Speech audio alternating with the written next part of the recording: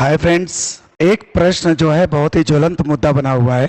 ये प्रश्न 14 March first shift SI की परीक्षा में पूछा जाता है।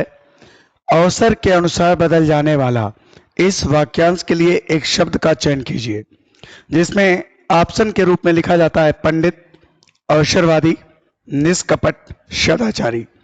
तो दोस्तों, यहाँ पर पंडित समुदाय, इसको हम पंडित समुदाय न बोल के बल्कि ब्राह्मण समुदाय बोलेंगे, कि लोगों को आपत्ति है कि ये वर्ड यहाँ पर गलत यूज किया गया है।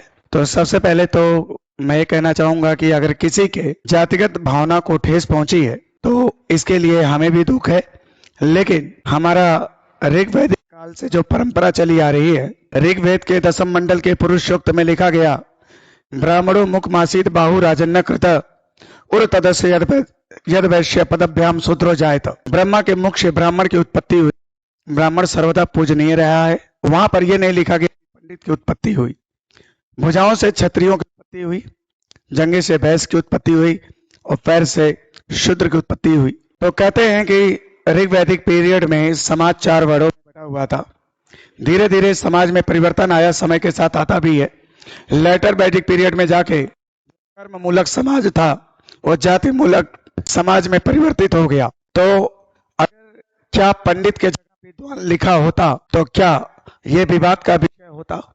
मुझे लगता है कि आज राजनीतिक गलियारों में मुद्दों की कमी हो गई है, जिसके कारण इस तरह के सामान्य चीजों पर इतना इसको हवा देना ये उचित नहीं है।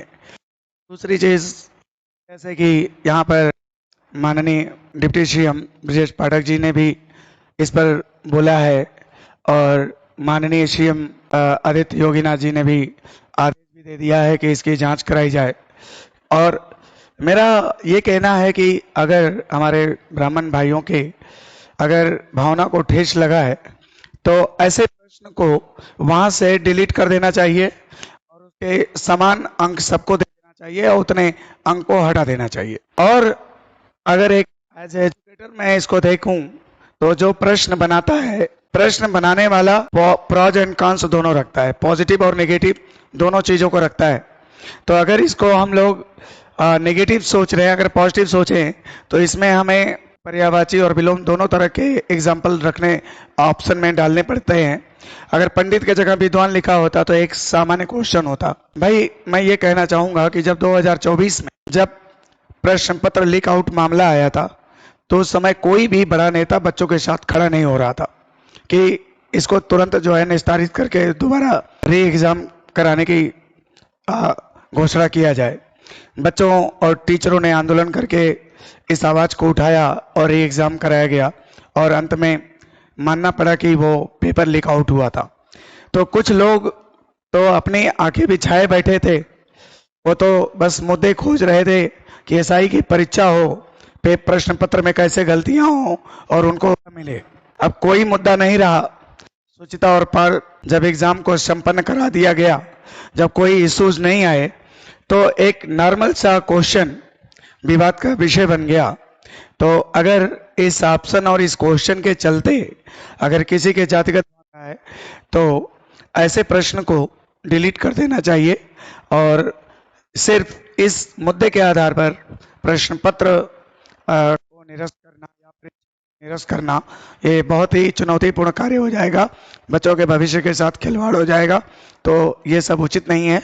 मैं तो बस इतना कहना चाहूंगा कि अगर इससे किसी के भी भावना रहा है तो ऐसे क्वेश्चन को दोबारा फिर से पुनरावृत्ति न किया जाए और इसको डिलीट कर दिया जाए। और इसको जो है बहुत ज्यादा गंभीरता से न लिया जाए, क्योंकि अगर इस तरह से अगर बाल की खाल निकाला जाए तो 90 के दशक के पिक्चरों से अगर आप देखेंगे तो जितने पिक्चर आते थे उसमें विलेन कौन होता था? ठाकुर। जितने भी अनैतिक कार्य पिक्चर के अंदर होते थे कौन करता था? ठाकुर। मार कौन खाता था? ठाकुर। तो इस तरह से अगर मुद्दे को ढूंढना अगर प्रारंभ किया जाए जातिगत आधार पे तो सारे पिक्चरें जो है बैन कर दी जाएंगी।